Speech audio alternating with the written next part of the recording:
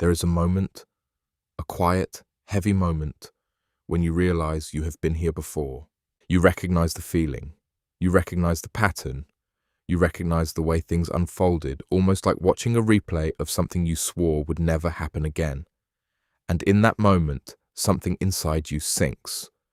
Because you thought this time would be different. You promised yourself it would be different. You worked so hard to make it different. And yet, here you are. Again. Maybe it is a relationship that keeps ending the same way, with the same kind of hurt, the same kind of person, the same silence where love used to be. Maybe it is a financial pattern. Money coming in, money slipping away, never quite getting ahead no matter how many times you try to start fresh. Maybe it is an emotional cycle. The anxiety that keeps returning, the depression that pulls you back under just when you thought you were finally above water. Maybe it is a behavioral pattern, something you keep doing even though you know better, even though you hate yourself for it, even though you have repented and tried and cried and tried again. Cycles are one of the most exhausting things a human being can carry, not just because of what they do to your life, but because of what they do to your belief. Your belief that things can change, your belief that you can change, your belief that God is even listening anymore. If you are in a cycle right now, I need you to stay with me today, because what I want to talk about is not just how to break a pattern. I want to talk about what it actually takes, what it costs, and what faith has to do with any of it. Let's start with something that might be uncomfortable to hear. Most of us do not want to break the cycle as much as we think we do. Now, before you close this out, hear me. I'm not saying you do not want things to be better. I'm not saying you enjoy suffering. I'm not saying you are lazy or weak or hopeless. What I'm saying is that cycles, even painful ones, have a pull to them, a gravitational force that most people have never been taught to identify. And until you understand that pull, you will keep blaming yourself every time you return to the same place. Here is what cycles actually are at their root. They are familiar. And familiarity, no matter how painful it is, feels safe to the nervous system. Your body, your mind, your emotional wiring. They have learned that this pattern is survivable. They have learned how to brace for it, how to manage it, how to exist within it. And so, even when part of you is screaming to get out, another part of you knows exactly what to expect if you stay. And the unknown, the idea of something truly different, that part is terrifying. This is not weakness. This is biology. This is the way trauma conditions the human system to repeat what is familiar, because familiar, at least, has a track record. Familiar does not guarantee joy, but it guarantees survival. And for a lot of people, for a long time, survival is the only thing they knew how to aim for. So, when you beat yourself up for going back, when you shame yourself for repeating, when you wonder what is wrong with you, I want you to consider a different question. What has this cycle been protecting you from? What has it been keeping you from having to face? Because there is almost always something underneath the pattern. And faith begins, not with behavior change, but with the willingness to go down into that something. There is a kind of faith that most of us were taught that does not actually do anything about cycles. It is the faith of hoping, the faith of wishing, the faith of saying the right words and expecting the pattern to lift like a fog. You pray about it, you speak over it, you believe for breakthrough, and then Monday comes, and nothing has changed. So you try harder, you pray longer, you fast, you worship through the pain, and still, the same thing keeps happening. And then comes the most dangerous thought of all. Maybe faith does not work for me. I want to spend some real time here, because this is where so many people quietly exit, not loudly. They do not announce their departure from belief, they just start going through the motions. They show up, but they are not really present. They say the words, but they stopped expecting anything. They gave up on transformation and settled for maintenance. And if you are honest, you might recognize that place. The problem is not that faith does not work. The problem is that we were taught a version of faith that is essentially passive, a faith that waits for God to do everything while we stay unchanged.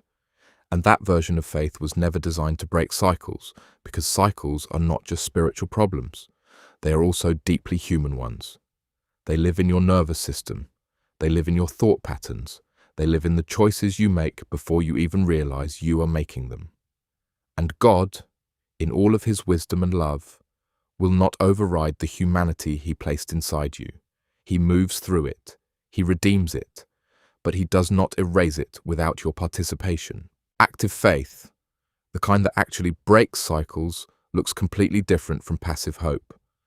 Active faith is terrifying and inconvenient, and it asks things of you that feel impossible. But it is the only kind that produces real, lasting change.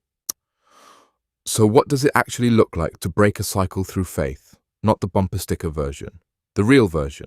It starts with honesty that most people are not willing to have, not honesty with other people, though that matters too. Honesty with yourself, the kind that happens in a quiet room when there is no audience and no performance and nothing to protect. The kind of honesty where you stop explaining and start seeing, where you look at the pattern without the justifications layered on top of it, where you say, "This is what I keep doing, and I do not fully understand why, and I have been too afraid to find out." This is the doorway, and it is small, because the doorway into real transformation is not a grand moment. It is not a breakthrough service or a mountaintop experience or a word from a prophet. It is a quiet, private reckoning where you decide to stop lying to yourself. If you're in a financial cycle, honesty sounds like, "I spend when I'm anxious. I avoid looking at my bank account because what I find there makes me feel like a failure. I make impulsive decisions when I feel powerless in other areas of my life." That is honesty. That is the beginning. If you are in a relational cycle, honesty sounds like, "I choose people who need saving because I do not know how to be chosen without a role. I confuse intensity with love. I stay too long because leaving feels like abandonment, and I would rather be hurt than be the one who walks away." That is honesty. If you are in a cycle of self-sabotage, honesty sounds like, "Right before good things happen, I do something to ruin them, because somewhere deep down I do not believe I am allowed to have what I want. I believe good things always come with a price I eventually cannot pay." That is honesty. And when you get honest like that, when you say the thing out loud that has never had a name before, something shifts. Something that has been hiding in the dark gets exposed to light. And light, on its own, changes things. But honesty alone is not enough, because you can see a pattern clearly and still repeat it. Plenty of people have years of therapy and still run the same scripts. Plenty of people can articulate every root of every wound and still make the same choices on a Friday night. What has to happen after honesty is surrender. And I want to be very specific about what I mean by that, because surrender is one of the most misunderstood concepts in the life of faith. Surrender does not mean giving up. Surrender does not mean passivity. Surrender does not mean saying God will handle it while you do nothing. What surrender actually means is releasing the grip of control that your ego has over the outcome of your healing. It means stopping the management of your own image in the process of your transformation. It means allowing yourself to be seen in the middle of the mess, by God, and eventually by safe people, without having to have it all together first. Most people who are stuck in cycles are also deeply committed to the performance of not being stuck. They talk about their breakthrough before it happens because admitting they are still in the cycle feels like too much to bear. They post about their freedom while privately still fighting.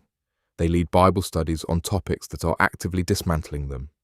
And that performance, that constant management of perception, is one of the primary reasons the cycle persists, because you cannot fully receive what you are pretending you already have. Surrender breaks the performance. It says, "I do not have this together.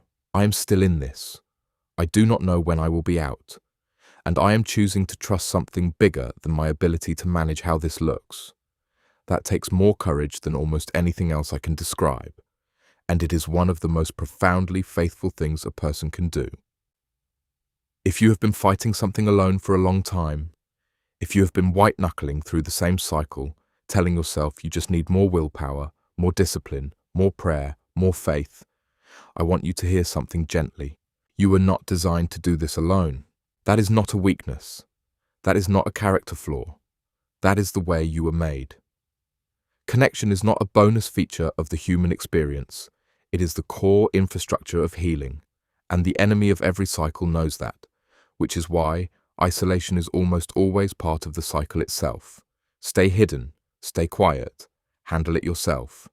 Do not let anyone see how bad it actually is.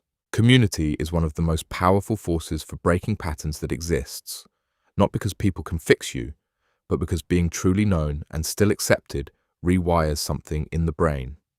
It creates new evidence. Evidence that contradicts the lie most cycles are built on. The lie that says you are fundamentally too much, not enough, damaged, unworthy, beyond repair. When someone sees the real version of you and stays, when someone knows your actual story and does not flinch, that is not just a nice feeling. That is healing happening. That is the cycle losing its grip. Because the cycle feeds on shame, and shame cannot survive being seen. If there is something in your life that no one knows the full truth about, that is not something to be proud of. I know it might feel like strength. I know it might feel like you are protecting people, or protecting your image, or just handling your own. But what it actually is loneliness. And loneliness is not where cycles break. Loneliness is where they live. There is also something that needs to be said about the role of time in this process, because we live in a culture that has made everyone allergic to it. We want fast. We want immediate. We want the prayer that works on the first try and the breakthrough that happens before the week is out. And when healing takes longer than that, when the cycle does not shatter the moment we decide to fight it, we interpret that as failure. We interpret that as abandonment. We go looking for a new strategy, a new method, a new church, a new something. Because surely the fact that it is taking this long means we are doing it wrong. But healing is not fast. Transformation is not fast. And cycles that took years, sometimes decades, to develop are not going to dissolve in a single tearful moment of surrender. They unravel, slowly, non-linearly, with setbacks that feel like failure but are actually part of the process. One of the most important things you can do for your own healing is to redefine what progress looks like. Progress is not the absence of struggle. Progress is the shortening of recovery time. Progress is catching yourself earlier in the pattern. Progress is choosing differently even when the old choice is screaming at you. Progress is staying in a conversation instead of shutting down. Progress is asking for help before you hit rock bottom instead of after. These are not small things. These are enormous. And if you have been dismissing them because they do not look like full deliverance, you have been missing the very evidence that God is moving in your life. I want to pause here and speak directly to someone. You have been through this cycle so many times that you have started to build your identity around it. You have started to believe that the pattern is who you are, that the anxiety is just your personality, that the relational dysfunction is just your love language, that the self-sabotage is just how you are wired. You have started to name yourself after the thing that is trying to destroy you. And I need you to hear this clearly. You are not your cycle. The pattern is something that happened to you, or something you learned, or something that developed in response to pain. But it is not the core of who you are. It is not the truest thing about you. And the moment you start to agree with it as your identity, you close the door on the very transformation that is being offered to you. You are allowed to believe that something different is possible for you, even if it has not happened yet, even if every attempt before this one has failed, even if the people in your life have stopped believing it. You are allowed to hold on to the possibility of a different story, not because you earned it, not because you have it all figured out, but because that is what faith is. Faith is not the evidence of what has already happened. Faith is the substance of what you are still believing for, in the face of everything that says otherwise. And that faith does not have to be loud. It does not have to be certain. It just has to be enough to take the next step. Let me talk about what the next step actually looks like in practice, because you might be sitting with everything we have talked about and thinking, okay, but what do I actually do? And that is the right question. Not what do I believe abstractly, but what do I do today, tomorrow, in the next moment when the cycle tries to pull me back? The first thing is this: build in a pause. Cycles thrive on automaticity. They are most powerful when you are operating on autopilot, when you are reacting without thinking, responding without choosing, going through the motions of the old pattern without even realizing you have stepped back into it. The pause is the interruption. It is the moment between stimulus and response where you remember that you have a choice. It sounds simple, it is profoundly difficult. But it is the hinge point of all behavioral change. The pause might look like stepping outside before you send the text. It might look like sleeping before you make the financial decision. It might look like calling someone before you go back to the thing you are trying to leave. It might look like writing down what you are feeling instead of acting on it immediately. The pause creates space. And in that space, something different becomes possible. The second thing is accountability that has teeth. Not accountability that is really just confession after the fact. Not accountability that is really just someone who listens without challenge. Real accountability is someone who knows your pattern well enough to name it before you repeat it. Someone who has permission to ask the hard questions. Someone who will not let you slide on the excuses you have used 100 times before. That kind of accountability is rare and uncomfortable and absolutely essential. The third thing is celebration of small wins.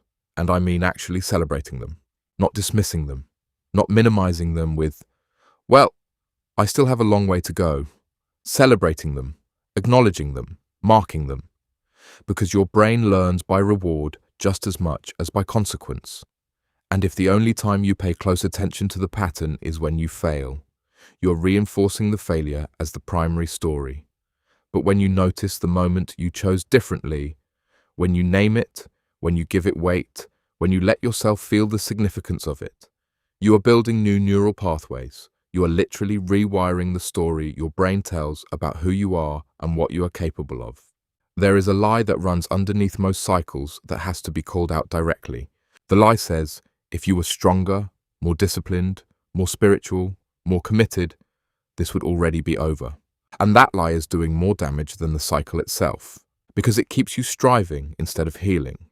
It keeps you performing instead of surrendering. It keeps you trying to fix yourself with the same self that created the pattern in the first place.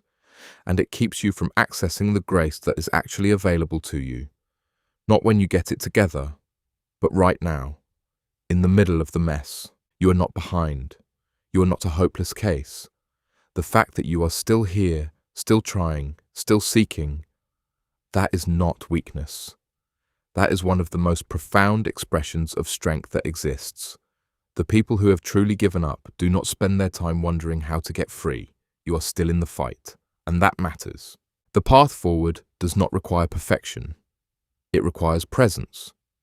It requires honesty. It requires the courage to stay in the process, even when the process is slow and unglamorous and far less dramatic than the breakthrough moment you pictured. It requires faith, not the kind that shouts at the storm, but the kind that keeps walking through it, one quiet step at a time. As we come toward the close of this conversation, I want to leave you with something to sit with. Breaking a cycle is not a single event. It is 1,000 small decisions made in the direction of freedom. Some of those decisions will feel enormous. Most of them will feel invisible. The decision not to pick up the phone and call the person who hurts you. The decision to look at your bank account even when you are afraid of what you will find. The decision to say how you actually feel instead of performing strength. The decision to rest even when productivity is the only thing that makes you feel worthy. These are the decisions that change a life, not because they are dramatic, but because they are consistent. And here is what I want you to know about consistency when you are in a cycle. You are going to have bad days. You are going to stumble. You are going to find yourself 6 steps back thinking you have lost all the ground you gained. And in those moments, the most important thing you can do is not quit, not start over from scratch, not rewrite the entire story as failure. Just get back up and take one step, just one, and then another. Freedom from a cycle is not a destination you arrive at and then coast from. It is a practice, a daily, sometimes hourly, practice of choosing the life you are building over the life that is familiar. And the more you practice, the easier the practice becomes. Not easy, but easier. The grip loosens, the pull weakens. The old pattern starts to feel less like home and more like somewhere you used to live. That is what it looks like when a cycle breaks. Not a sudden silence. Not a dramatic moment of deliverance. Just a growing quiet in the place where the noise used to live. And one day, Not the day you expected. You realize the pull is not as strong as it was. You realize you have gone longer without going back than you ever have before. You realize you are different, genuinely, substantively different. And it happened. Not all at once, but in the 1,000 small moments you did not quit. Oti, if something in this conversation stirred something in you, if there is a cycle you have been carrying that you have never said out loud, I want to encourage you to do something today, not tomorrow, not when you feel ready. Today, reach out to someone safe. Write it down. Say the thing you have been afraid to say. Take the first step toward honesty. You do not need a plan. You just need to start. And if you are someone who has been walking this path for a long time already, someone who has been in the work, who has been doing the hard, quiet, unglamorous business of healing, I want to say this to you directly. I see you. What you are doing matters. The ground you have gained is real, even when it does not feel like it. Do not give up on the story that is still being written. You were never meant to stay in the cycle. You were meant for more than repetition. You were meant for the kind of life that moves, that grows, that surprises you with its capacity for beauty and redemption and new beginnings. That life is not behind you. It is not reserved for someone else. It is still ahead, waiting for you on the other side of the next honest step. Take it. You have everything you need to begin.